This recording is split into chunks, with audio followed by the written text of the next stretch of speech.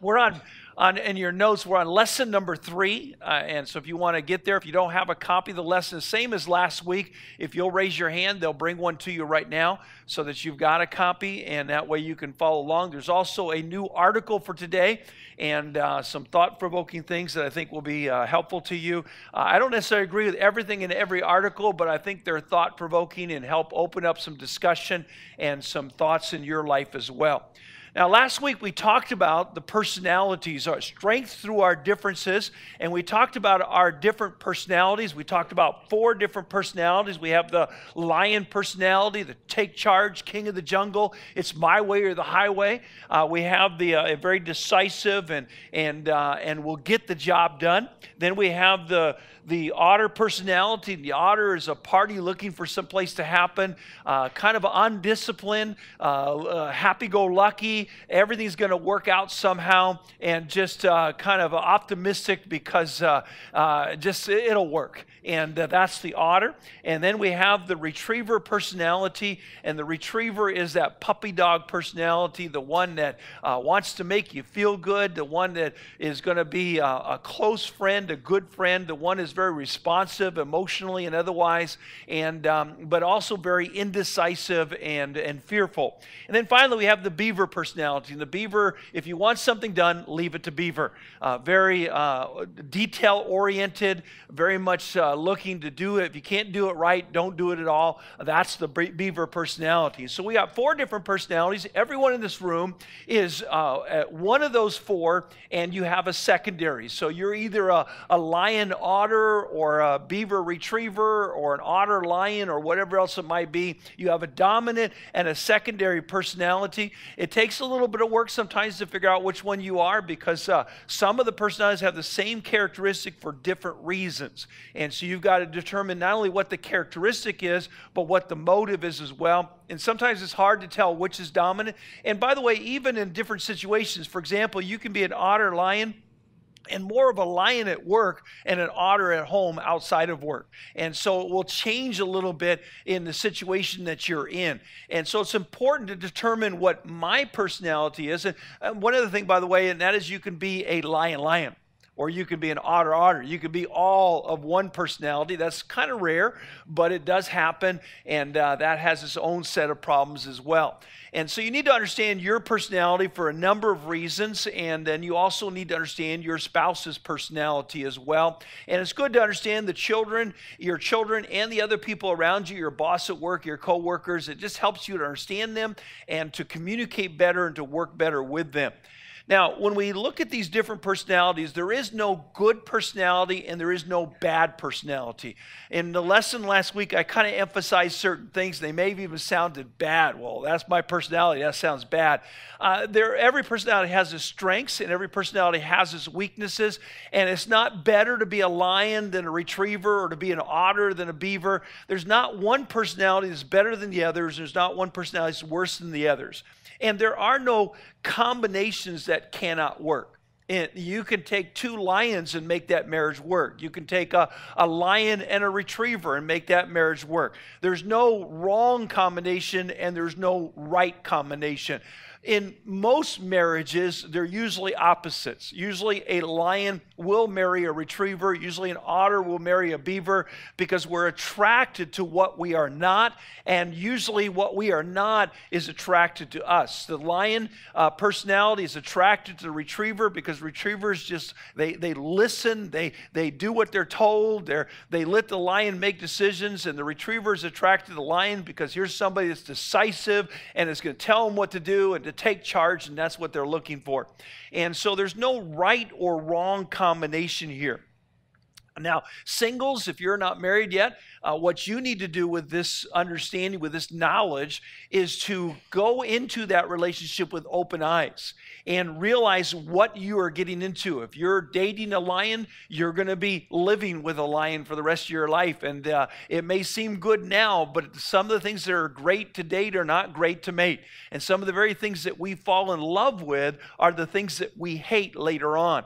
And so we need to go in with our eyes open, and you need to understand what you're getting into, and you need to accept that this is what I am going to marry, and looking at that. So it's important to look at those things and make sure they're a spirit-controlled personality, because if you marry a lion that's not controlled by the Spirit of God, they're going to bite your head off, and you need to understand that. So you want to make sure whatever personality that they've learned how to let the Holy Spirit control them rather than let that personality take control in their lives. Now, married couples is different. You have to accept the reality of who your spouse is and understand where they are coming from. That what they do is not because they're trying to be mean to you. It's not because they're trying to irritate you or cause trouble in the relationship, but what they do is because of who they are. And the sooner you understand that, and the sooner you accept the reality of it, then you can begin together working on building a better relationship. Now, you don't want to change your personality, because you are fearfully and wonderfully made by God. And I believe not only did God design you the way you are physically, but He gave you the personality that you have, and He brought you and your spouse together. And so I don't want to stop being the otter and lion. That's who I am. And so we don't want to change our personality, and you don't want to change your spouse's personality either, because that's who God designed them to be. And so we don't want to change that, but we do want to become a spirit-controlled personality, a stronger, better you. There's nothing more pathetic than go to the zoo and see a lion that has lost its power and strength. To see a lion that's in that cage and it just has no bite left, has no roar left. It's pretty pathetic to see that lion just so beat down that there's nothing left of the real lion in him. And we don't want that. If you married a lion, that's the person you fell in love with, and that's who you want. But at the same time, I don't want that lion to bite my head off. I don't want that lion to scratch me up. And so we need to become a spirit-controlled personality. My job is to look at who I am, look at the strengths, and develop those strengths and use those strengths, and then look at my weaknesses and how I can strengthen those areas of my life. And so it's to learn how to become a more spirit-controlled, whatever personality they am. So build on your strengths and strengthen your weaknesses. So not only you to look at your spouse and say, okay, you're a lion, this is what you need to do. It's more important for you to look at yourself and say, I'm a lion, I'm a retriever, I'm a beaver, I'm an otter, and now how can I become a better one of those animals in my life? So we want to look at that. Accept and love your spouse for who they are and learn how to work with, not manipulate them. Okay? You want to work with them, not manipulate them. And you've all seen that. You've seen dogs that are well trained, and then you see dogs that are abused. And we want to be careful that we are training one another. I want to do that, but not abuse and manipulate. And we're going to talk about that a little bit here. And so animal trainers have to learn and teach. When you're training an animal, whether it's a dog or a lion or whatever it is, you have to learn that animal, and then you have to teach it the behavior that you want. And you do that through mostly reward, because animal trainers have found that punishment doesn't work very well in training. When you punish the animal, sometimes there needs to be a negative consequence, but most of the time the better training method is through reward and through guidance and using it, not trying to make them what they're not, but trying to work with what they are, and that's important. So let's look at some examples here. If you're a lion, or if you're married to a lion. Now, the thing with a lion is you've got to understand this. You cannot have two kings in the household. Okay? And so if you're a lion married to a lion or whatever other personality, realize that the lion is going to want to rule to a certain extent. Now, in different countries, you have kings and queens, and sometimes the queen rules and sometimes the king rules. Like in England, you've got a king and queen, but the queen is the monarch. Now, in the biblical model, we know that the husband is to be the head of the home, and we need to follow that biblical model. But yet the lion is still going to be that take charge person.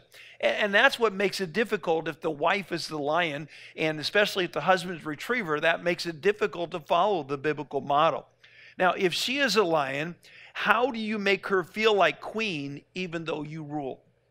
See, that's your job. If you're a husband that's married to a lion personality, how do you still make her feel like she's the queen, but you are still the head of your home as God has designated? And you cannot go in there with a whip and a chair. You know, if you've ever watched some of these old movies with the lion tamer, he goes in, he's got the chair, and he's poking at the lion. He's got the whip and snapping at the lion, and the lion will sit, or the lion will climb up on the stool, or the lion will roar, or whatever he wants him to do. And that's how a lot of people, when they're married to a lion, that's how they think that they've got to control that lion. It's like, I've got to get this chair out and poke at him. I got to get this whip, and that's not the way to do that. A lion, if you're married to a lion personality, they will sense fear and weakness. And if they sense fear and weakness, they will attack. And so you cannot go in there with fear. Now, that's hard if you're a retriever. You cannot go there with fear. You've got to go in there with confidence. And one of the articles I've handed out there, on one side it talks about a dominant husband. And if you're the dominant husband, you've got to be careful of that. And at some point, the wife who's being dominated, which is not the biblical model, she's going to have to speak up. She's going to have to say something. I remember for the first 5 years, I was the dominant husband in our relationship. I've got that lion personality as my secondary personality. And I was winning every argument. I was losing the war. And I remember the day that my wife finally spoke up for herself. Up until that point, I was always right. Up to that point, she always agreed with me. And I thought that's just because she was so smart. She knew I was always right. And she just knew that she should agree with me because that was the best thing to do. And I remember the day that she said no. And I'll tell you, my first reaction was to laugh. Because it was like having a cage with a big old lion inside there, and you got a little puppy dog, and a little chihuahua looks at the lion and goes, "Arf!" You know, and that was my reaction. It was like this little chihuahua is barking at me like he's going to take a bite out of me or something like that. And but then fortunately, God opened my eyes to see the hurt that was there. And how much I had been the one to hurt my wife through my dominance. But as much as I was hurting her, she was also hurting our relationship because she was not speaking up. And I took advantage of that fear, and I took advantage of that weakness in her life because of her personality, and I misused that. And that's what a lion will do. And so at some point, you're not being fair to that lion if you're always giving in. You're not being fair to that lion if you don't tell them how you feel or what is going on and what you are seeing and your point of view. You need to make them feel like. Now, with a lion, if you're married to a lion personality, if there's something you're working on, a decision or disagreement, or whatever, you need to learn how to make them feel like it's their idea. You see, you need to approach them not in opposition, but approach them in a way that you can give them the idea that becomes their idea. That's the lion personality. The lion personality, you need to offer them choices. It's good to offer them A or B because lions are decisive. And if you give them a choice of A or B, they're going to just make a decision. But if you give them no choices, then they're going to make a decision. It may be C or D, which you don't want. And so when you're coming to them with some discussion or some problem, kind of come with A or B solution and allow them to choose then from those solutions. And with a lion, you don't want to make everything a battle.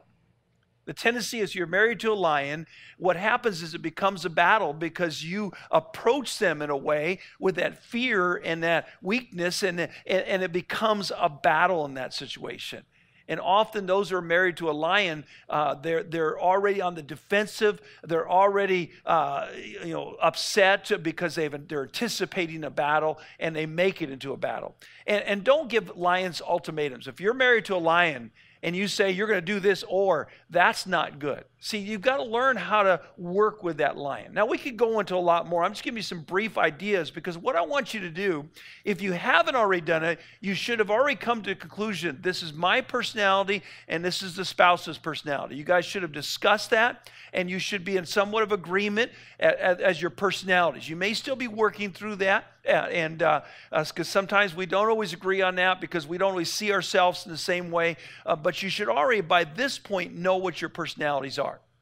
Now, the next step is how are we going to take those personalities and begin communicating and begin working through our problems and not have the issues we've been having.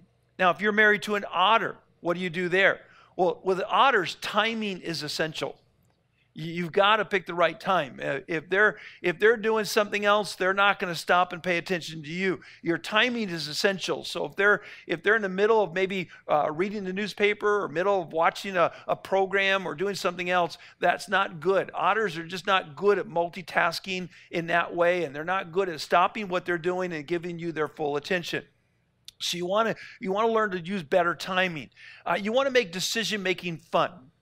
Otters are fun-loving. They want to have a good time. And so the more fun you can make the decision-making, the better the process is going to be. So how can we make this a fun thing rather than, oh, we have to do this? Now, sometimes you just got to get down and deal with the seriousness of life. And even otters have to do that. But in other cases, you can make it a fun experience. Let's go out to eat together and talk about this problem. Otters would be right on board with that. They love to go out to eat. Let's go do this together. Make it fun. Rewards, not bribes, accomplish wonders with otters. Now, the difference between a reward and a bribe is like with your kids when you're in your store. If you'll be good, you get a candy bar when we leave the store. That's a bribe. But if they've been good, and as you come up to the counter and say, you pick out a candy bar because you've been so good, that's a reward. There's a difference between the two. And rewards work well for the otter. So if you say to the otter, listen, if we could sit down and work through this budget right now, then we'll go in the bedroom and make love. Boy, that otter would be right on board with that, and not as a bribe, but as a reward. When you reward him for that, when you make it fun, he's more likely to get on board with you.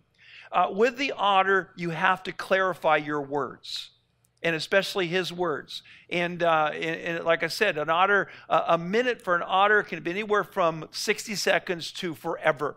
And so you've got to clarify the words that are being used. You've got to clarify promises. Okay, honey, I'll do this. Okay, now I want to clarify this. I want to make sure that we're on the same page, because if you don't do this by this time, then I'm going to be mad at you. And I don't want to be mad at you. So when is this going to get done? How is this going to get done? What does that mean? You got to clarify those things, because otters will say anything to get you off their back. And that's just the way they are. And you've got to also, so you got to clarify the words, the promises, and the timing. Set specific deadlines and goals. Otters, you need to set, okay, this is what we're going to do. Now, what's 1, 2, and 3 here that we're going to do to accomplish this? What's the goal? What's the deadline? Try to get those things narrowed down. But do not put them in a corner. When you put an otter in a corner, they get real nervous about that. And so when you put them in a corner and they got to do something, they're going to get nervous and they're going to react rather than act. With an otter, you need to be positive and optimistic. They don't deal well with pessimism, and they don't deal with a negative attitude very well. And so the more positive, more optimistic you are, you can build upon that with the otter. Now, if you're married to a retriever, you've got to break the decisions down into easy choices. They don't do well with big decisions and with a lot of steps in there because they're indecisive. So break it down into simple steps. Can we do this? Yeah, we can do that. Okay, that's step number 1. Get that done. Now, can we do this? Make the steps easy. Make the decisions easy. Make it an easy decision to make. The easier you make that decision to make, the better they're going to do with that. Watch your words, because retrievers read into every word you say. Watch your tone of voice. Watch your body language. If you're a married retriever, they are going to react to those. And very strongly they're going to react to those. So be very careful of that. Work to get to the real issue. With retrievers, they will sit there and say yes, yes, yes, yes. When they're inside, they're saying no, no, no, no. You're going to have to draw it out. Proverbs talks about drawing out deep waters. And you're going to have to draw out of them. How do you really feel about this? What do you really want to do? Are you in agreement? Don't just tell me yes and you're not there with me in support of it. You're going to have to draw that out of them and get to the real underlying feelings and issues that are there.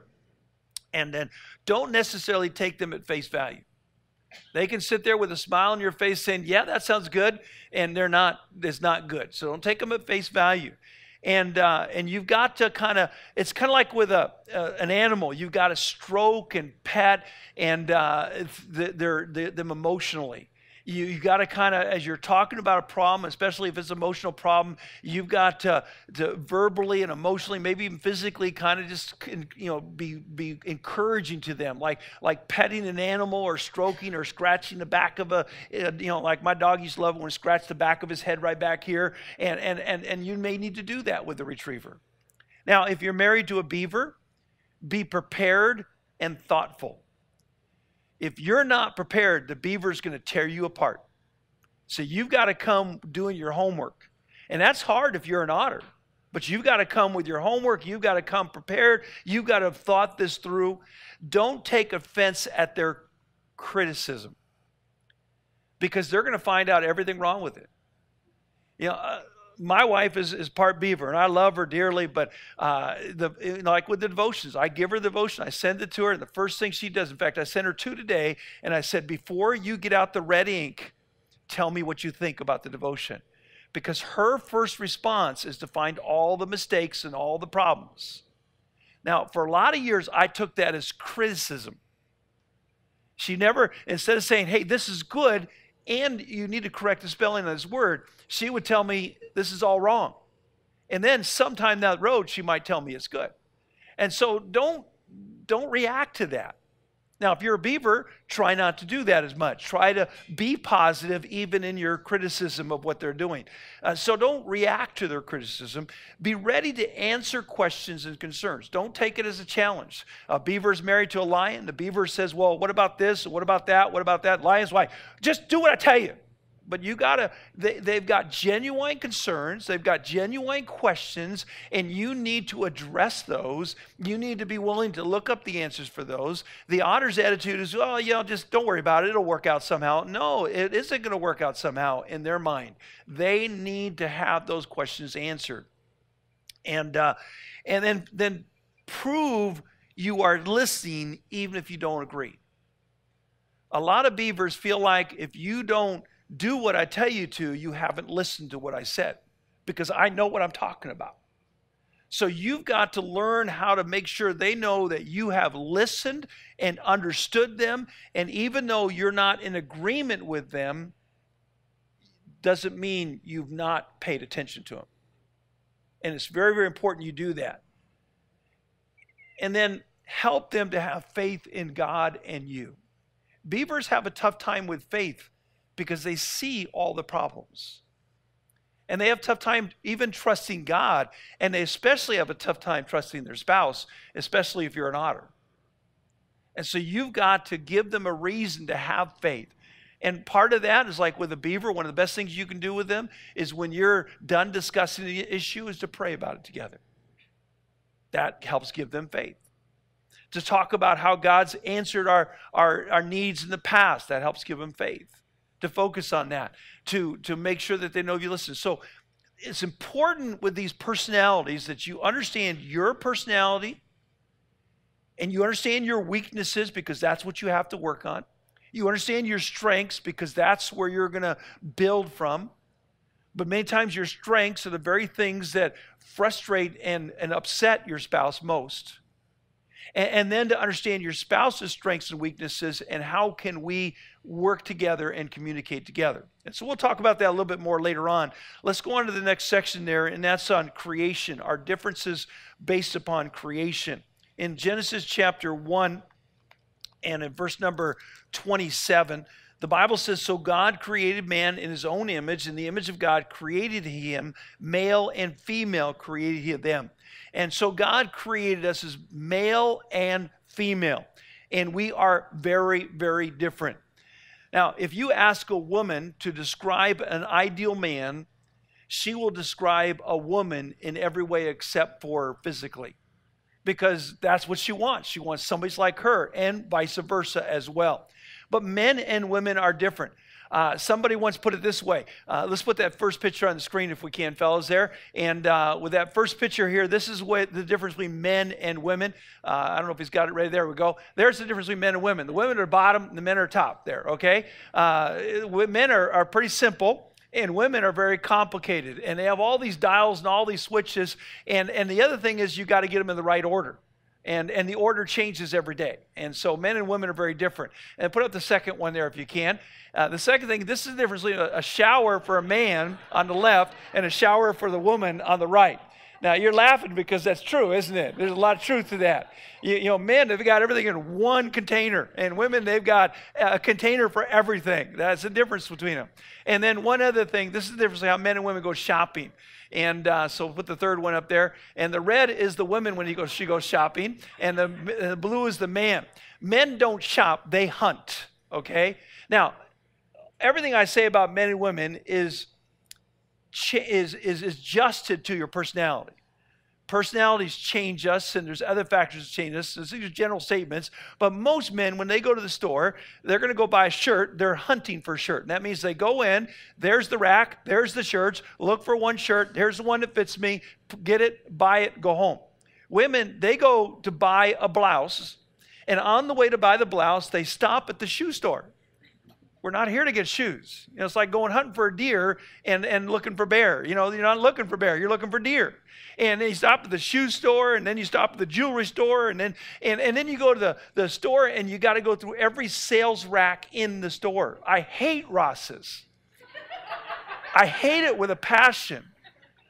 Because I go in there, and my wife has to look at every dress on the rack, even some that aren't her size.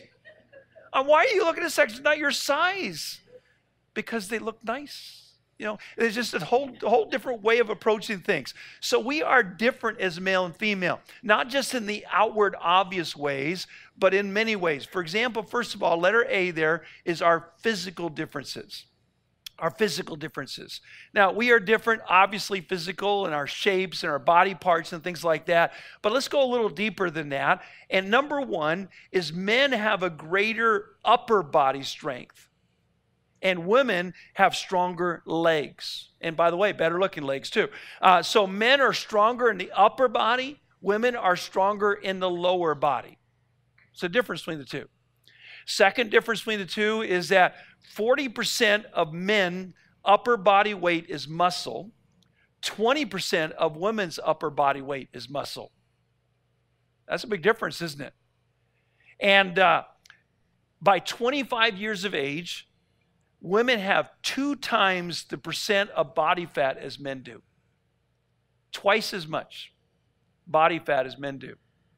And men, as they get older, they get the extra body fat in their belly, where women get their extra body fat in their thighs. So we're very different from that perspective. Men have more red blood cells per drop and 1/5 more volume of blood than women do. So more red blood cells and 1/5 more volume. Part of that is because of size and the cycle, the menstruation, the woman going through their cycle as well. That means, number 4, men's blood pressure builds faster and stays elevated longer. Okay, now here's where that does make a difference. We as men, when things get stressful, our blood pressure builds up faster. And it stays elevated longer. Don't you think that's going to have an effect on us in other ways as well? So understanding that, okay? So these physical differences affect us uniquely. Number 5, and ladies, you will understand this completely. Men have thicker and heavier skin, skulls, and bones. When you say that man's got a thick head, it's true. Our heads are thicker than yours. Our skin is thicker than yours. Our bones are thicker than yours. Women, number 6, have a better immune system and fewer diseases. They don't get sick as much as a rule, and they handle it better. When a woman gets sick, she says something like this: "It's okay, I'm just a little under the weather." When a man gets sick with the same disease, he says this statement: Listen carefully. These may be my last words. That's the difference between it. Men, they get a cold and you think they were dying. You know, colds are terrible to begin with because nobody has sympathy for you when they have a cold. If you have malaria, everybody feels sorry for you. If you have a heart attack, everybody feels sorry for you. If you got a cold, get over it. You know, but men don't get over it so easily. They just don't handle that as well. And because women have a better immune system. And they handle it better overall and fewer diseases. Women use all 5 senses more effectively than men. They use them better and they use them together better. Men primarily rely on sight. Men primarily rely on sight. That's why we don't hear you very well. There's an excuse for that. It's not just because we're not paying attention. It's because we're not as keyed in. That's why in the middle of the night, you shake your husband and say, "Can't you hear the baby crying?" No, because he can't. He doesn't hear that. There's a difference in our ability to use our other senses of touch, of hearing, of smell. All the other senses are much more sensitive in the woman, and they work together better. Men primarily deal with sight, what we see. And number 8, women have greater peripheral vision. Men have tunnel vision. We don't see things off to the side as easily where women do. They just kind of, you know, you ever felt like your mom had eyes in the back of her head? There's a reason for that. You know, you ever come home and you say to your husband, "Did you see that?" "No, I didn't see that." Because we don't have that peripheral vision that you do. Okay? So it's not, again, they're not ignoring things. It's not that they're not paying attention. Your wife is not like always looking at everything all the time. She's, you know, that's just the way we're built. And we need to understand that. Number 9 is women have better hearing, especially distinguishing tone. Don't use that tone of voice with me. What tone of voice? We don't get it. But the women hear it. They hear better. My wife all the time is saying, "Didn't you hear that? Did you hear that? Didn't you hear that?" You hear better as a whole, and you distinguish tones better. Number 10, women see more shades of color than men do. Now put that last slide up here if we can from the sound room there, if you would. Men and women see colors different. Ladies, we don't see teal. We don't see lavender. We don't see cantaloupe or spring colors. We have the basic colors: red, violet, pink, orange, yellow, green, and blue. And you have about 50 colors in that category. We just don't see that. We don't have that same color vision that you do. And so when my wife comes to say, "Well, what color do you think this should be? We should paint the living room." I say blue. And she says, "Well, what color blue?" Blue is blue. There are no colors of blue. It's blue. When my wife says, "Hey, what color was my," she asked me today. She says, don't look at me, tell me what color my blouse is. Now, I knew it was orange. But don't ask me what color of orange it is. It's orange. We don't see it the way you see it. "Oh, this dress, isn't it so pretty?" Yeah. But what's special about it? You see all the colors, we don't. We don't see colors the same way you do. Basically, men, the color that attracts men the most. Anybody know what the color that is? Red. Red is the color. If you're wearing red, if they see red, that's what's going to draw their attention the most. For women, as a rule, they tend to distinguish blue, green, and yellow better than men. We don't see those colors in the same fullness as women do. And women tend to, their most attractive color tends to be blue. Again, exceptions to the rule, but that's the general, and studies have been done. Now, here is the biggest difference between men and women physically. It's called testosterone and estrogen. Okay? That's where the real difference comes in. Testosterone and estrogen and progesterone as well for women. They've got more than one there. Now, testosterone is really what makes a man a man. And ladies, you need to understand how much that little chemical affects us. Okay, I got a chart here.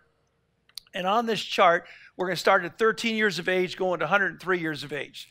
Now, basically, when a boy turns 13, that testosterone really kind of kicks in at that point. It's already working before then, but it's like it just kind of takes off then. So a boy at 13 years old, as far as his sexual drive and everything, it just goes like this. Now, he's at his peak when he's about 18 years old, okay? At 18 years old, he's at his peak sexually. And from there, it's all downhill. So generally, from 18 to 103, it's all downhill. Okay? That's his sex drive. Now, somewhere in there, the testosterone levels do drop a little bit, and that causes some problems, but it just keeps on going. There's not much of a drop for men.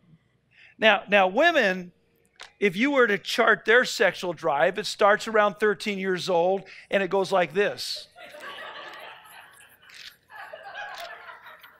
And that's how their sexual drive works, okay? It's all over the chart. And that's because of estrogen and progesterone. And this is because of testosterone.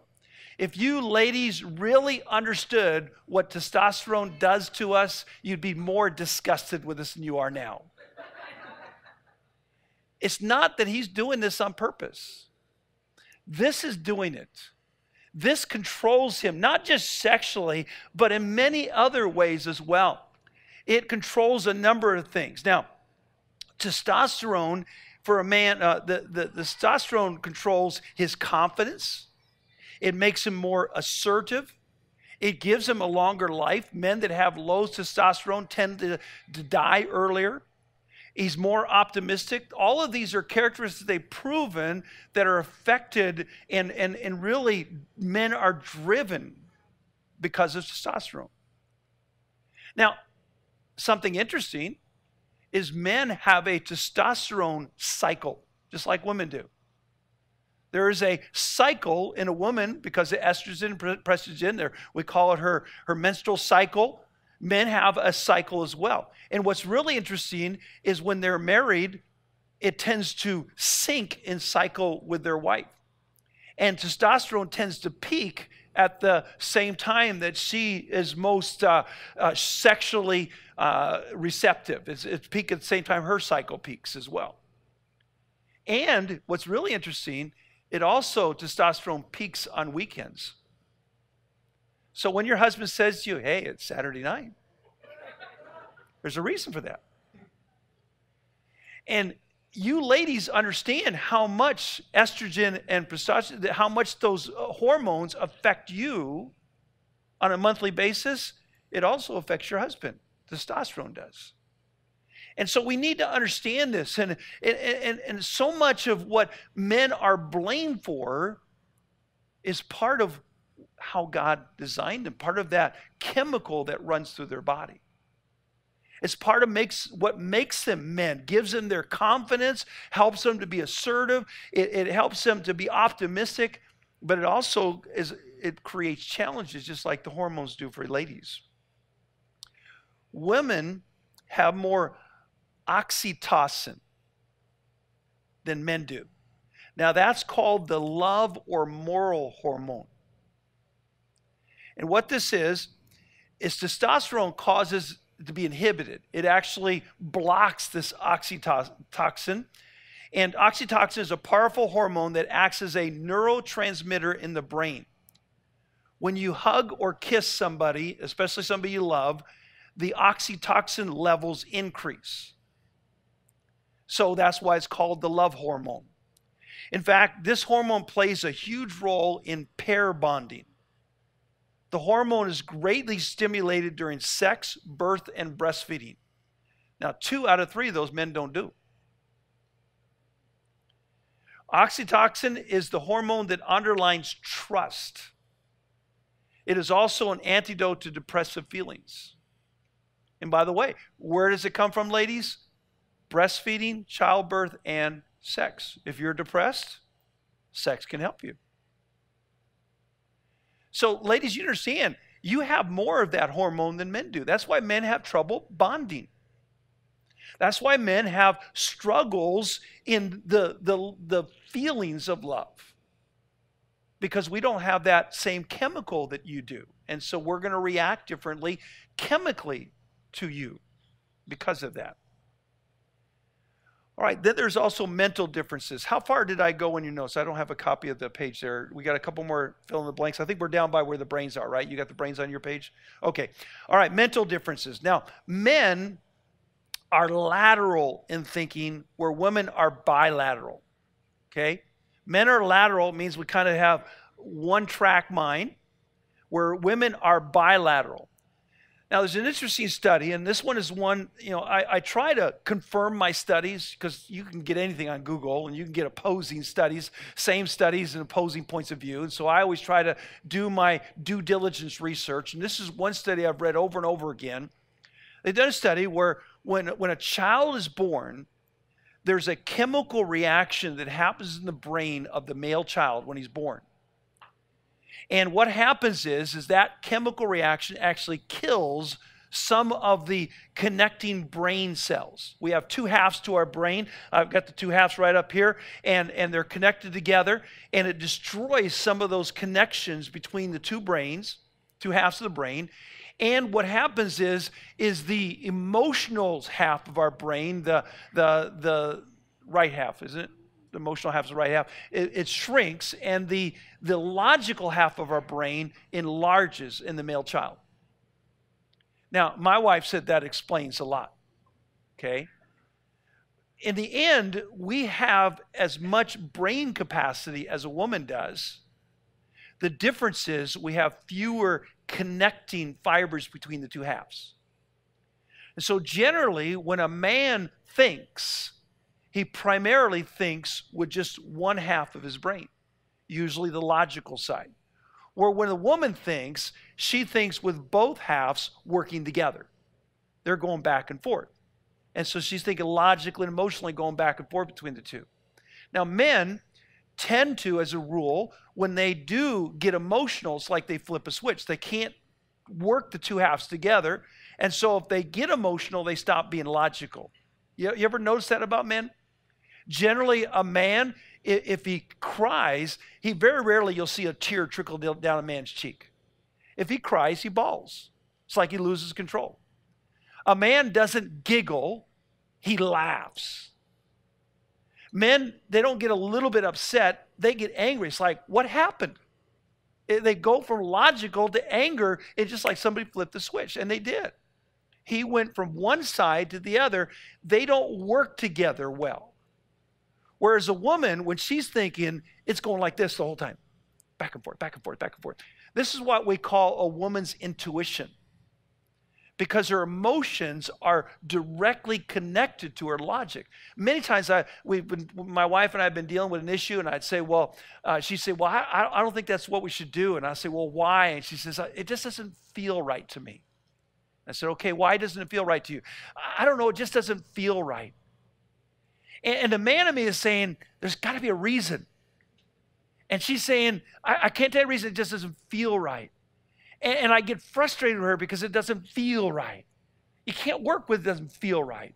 Now, what I've learned over the years is this. Don't ignore that. Because God's given her that emotional intuition, which is seeing things that the logic doesn't. It may not be able to identify them, but it's there. And I found when I ignore that intuition, it's to my peril. So I tend to be very lateral and very focused, where my wife tends to be more bilateral. And so that's why many women are better multitaskers as well. Now, the second thing there, when you talk about the mental differences, is women have 4 times the connection between the two halves of the brains. How many have ever heard men are waffles and women are like spaghetti? How many have ever heard that? Okay, that's where that comes from. Women are like spaghetti because they got all these connections going on. Where men are like waffles, they're kind of compartmentalized, like the little holes in the waffle, little squares in there. Women have those connections that the two halves are constantly work together, where men just don't, they can't connect the logical and the emotional. It's either one or the other. They just don't work well together. Men tend to be left brain thinking, which is logical or factual. Women favor right brain thinking, which is emotional. So a woman by default is going to think with her emotions primarily and involve the logic more. A man by default is going to think with the logic primarily. You say, well, my husband's not really logical. If you'll watch him, when he gets emotional, he stops being logical. And that's why you don't think he's logical, because he flips the switch. But the emotions, it's hard for him to work those two together. Women take a holistic or global approach to problem solving. So when they look at a problem, they look at it from the emotional, mental, spiritual, and physical point of view. They tend to look more holistically, where men are not real good at that. Men follow a linear or sequential thought process. 1, 2, 3, 4, 5. That's how we look at things. Now, men, if you could look inside the brain of a man, okay? And if you were looking there, it would look like this giant warehouse, both men and women. And in this giant warehouse, there are shelves with boxes on them. And when in the man's warehouse, basically when he thinks, he takes down a box, he opens that box, he thinks about that. When he's done, he closes the box and puts it back up on the shelf. And very rarely does a man have more than one box off the shelf at a time. Now, you ladies are thinking, that's not how he does his clothes. That's not how he does his, he's got things spread all over the place. Well, we're talking about his brain, not his lifestyle, okay? Now, women, they have 100 boxes open at once. They're all open at the same time. So here's a man's brain. He's got these boxes here. We're going to go ahead and take these little guys out of the way here.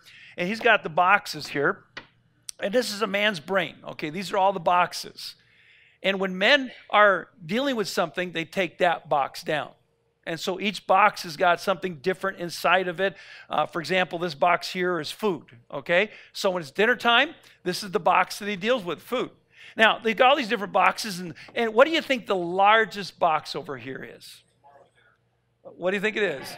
No, the man's brain, what do you think it is? Now, some of you ladies, that's sex, okay? That's the sex box. No, it's not. The sex box is the second largest, okay? The largest box for a man, there's nothing in it. Because this is the man's default box. Your husband's sitting on the couch. You come over to him and says, what you thinking about? Nothing. Yeah, but what do you think about? Nothing. Aren't you thinking about something? Yeah, I'm thinking about why you're asking me what I'm thinking about. Men can think about nothing, and it doesn't bother them. But it bothers their wives. They can't stand it. You got to be thinking about something. You can't be thinking about nothing. But he can. That's the way men are. And our largest box is nothing. That's the default box. That's what we go to. That's our happy place. Just kind of, just off in space. We're perfectly happy with that. But boy, our wives are not. They feel like they've got to put something in the nothing box. And that messes the box up. They want to come in, they want to decorate our nothing box. We could put some pictures on the walls so you can look at me when you're thinking of nothing. Then I'm not thinking about nothing. I am perfectly happy with nothing. And you've got to understand that. Now, the other boxes they've got here, it's got a food box. And so when we got the food box out, here's the food in here. And when we got the food box out, we put everything else away. We're focused on food. That's why you can sit down at dinner with your husband and he can sit there and stuff food in his mouth and not say a word.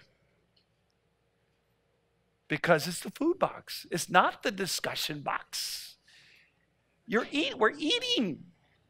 And you're asking me how my day was? You're asking me how I feel? You're telling me about the kids? No, we got food going in our mouth. We can't talk and eat at the same time. You get mad at me when I talk with my mouth full. I want to focus on food. And then he puts the food box away, and he gets out the work box. When he gets up in the morning, he goes to work, he closes out all the other boxes and he gets to work. That's why your husband, you can have an argument in the morning and he leaves for work and he puts the argument on the shelf, closes the box, put it on a shelf. He goes to work, take care of work. And while he's at work, you're at home, you still got the argument box open. Even if you go to work, you still got it open. In fact, you just continue the argument without him. You just fill all in the blanks for him. You don't need him there to argue with him because you can tell, you know exactly what he's going to say in every situation. And so you just go ahead and continue the argument. And so he walks in the door and immediately you're ready to take the argument box down again. But he's got it closed on the shelf. And then you look over here and of course, this big old box right here, that's the sex box. Now here's the problem. Just finished eating dinner. You guys had an argument, and 5 minutes later, he says, you want to go in the bedroom? And you're saying, the argument box is still open. We haven't resolved that. What argument box? I've opened the sex box. I put that one back on the shelf. And that's why he can do that, because he doesn't have the argument box open anymore. It's time for something else. And he can open that box up. And then you've got other boxes, like over here, you've got this one, and this is kind of the long, narrow one. This can be TV, it can be hobbies, it can be sports, things like that. He can go in there and just, he's watching TV and he's oblivious. You ever notice men can sit on the couch with the TV on and the kids are burning the house down and they don't even know it? My wife will leave and say, I've got something in the oven. When it beeps, would you take it out? She comes home, it's been beeping for a half hour. And I'm watching the TV program, and she says, didn't you hear it beep? And what beep?